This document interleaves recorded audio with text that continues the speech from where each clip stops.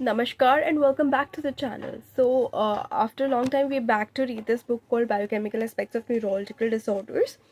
It basically contains lectures given in 1957 and 58 at the Institute of Neurology, National Hospital, Queen Square. तो हमने जो chapter शुरू किया था 2-3 वीडियोस पहले वो था biochemical aspects of pituitary and adrenal disorders and it has been authored by mister FTG Prunty. So we are continuing this chapter. तो बेसिकली जहाँ से कंटिन्यू करें वहाँ पे एक फिगर के बारे में बात हो रही है जिसको I will attach it here and उस फिगर में इफ़ेक्ट दिखाया गया है ऑन दी स्टेरॉइड. इसका इफेक्ट है स्टेरॉइड के ऊपर of the administration of cortisone to a patient. एक पेशेंट को लेफ्ट साइड पे जिसको डेमोन्स्ट्रेट किया गया है उसने रिसीव किया है अ dose of 75 mg cortisone in a day and the alpha ketosteroid in the urine has been reduced.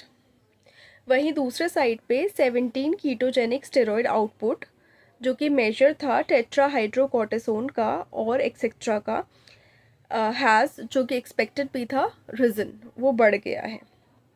इससे ये समझ में आता है कि if a larger dose of cortisone is given जैसे कि राइट ऑफ फिगर 4 में जो I have already attached here, there is still a bigger rise in the fraction and also now a rise above the normal level of 17 ketosteroids. और इसका reason है इस behaviour का कि cortisone administration depresses the cortical secretion of the adrenal and the 17 ketosteroid in the urine. ये balance होता है between the reduced amount coming from adrenal and the increased amount from the administered cortisone. कहीं बीच में the doses use probably about 100 mg per day is the point of balance where 17 ketosteroids will neither increase nor decrease. ये information जो मिली थी इस experiment के through is an important point to bear in mind assessing measurements when cortisone is administered, क्योंकि कोई भी चीज़ हम ऐसी डोज में ज़रूर देना चाहेंगे जो नेगेटिवली पेशेंट को अफेक्ट ना करे यदि हम उसको एलोपैथिक वे में देते हैं तो. एंड आई थिंक एक एलोपैथिक फिजिशियन इसके बारे में और ज़्यादा अच्छे से बता पाएंगे कि किन डिजीज़ में वो ऐसा एडमिनिस्ट्रेशन करते हैं और क्या ध्यान में रखते हुए करते हैं.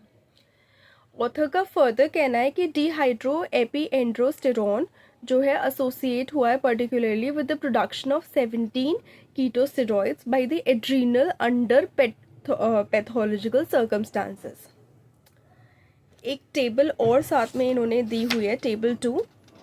उसके टॉप पे इन्होंने एक डेटा लिखा हुआ है from a patient with adrenal virilism due to carcinoma, जो कि शो करता है high excretion of total 17 ketosteroid about 50 mg, of which is included in the so-called beta fraction, which is mainly indicative of the presence of dehydroepiendosterone.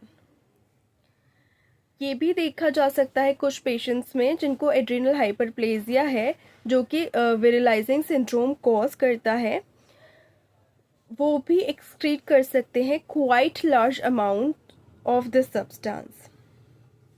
लेकिन फिर dehydroepiandrosterone excretion यदि greatly raised होता है तो patient is likely to have an adrenal cortical tumour.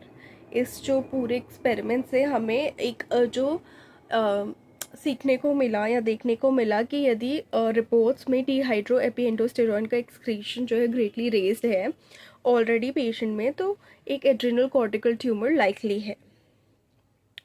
अब हम author के according return कर सकते हैं to the basis of the 17 ketogenic steroid method और इसका reason for the nomenclature.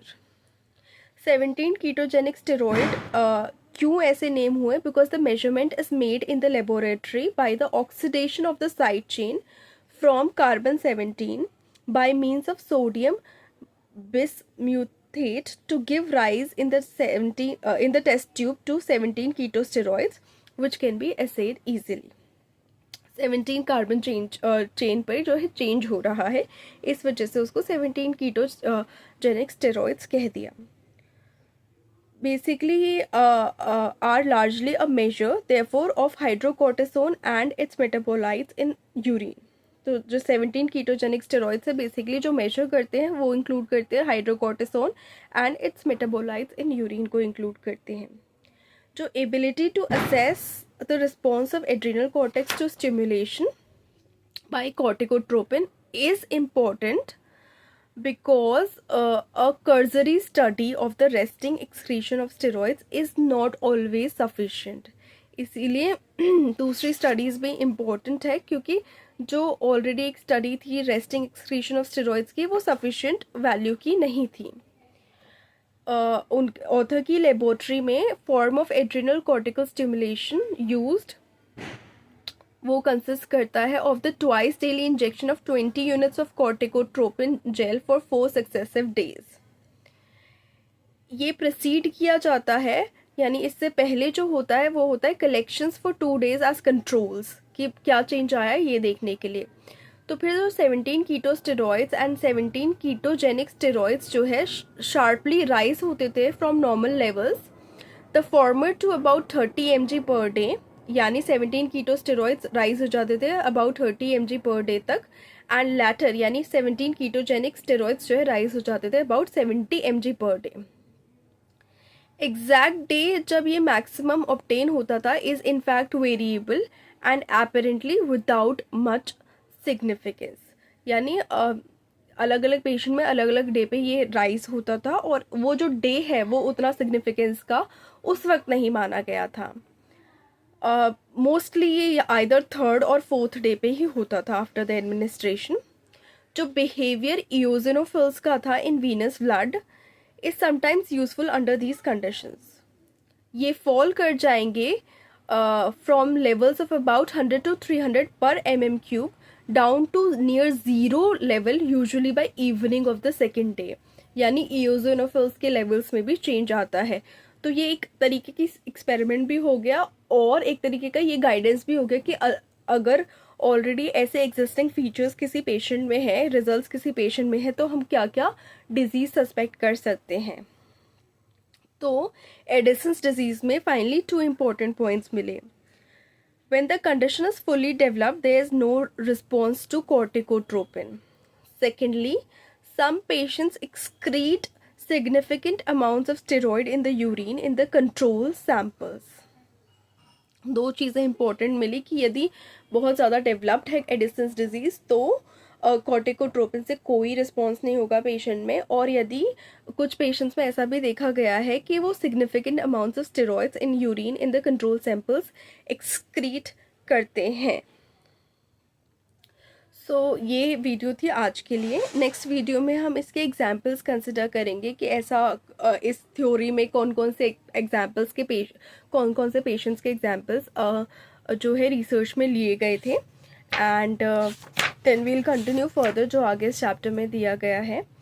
So that's it for this video and thank you so much for staying connected to this channel, and please like the video, share the video and subscribe to the channel, and do not forget to hit the bell icon.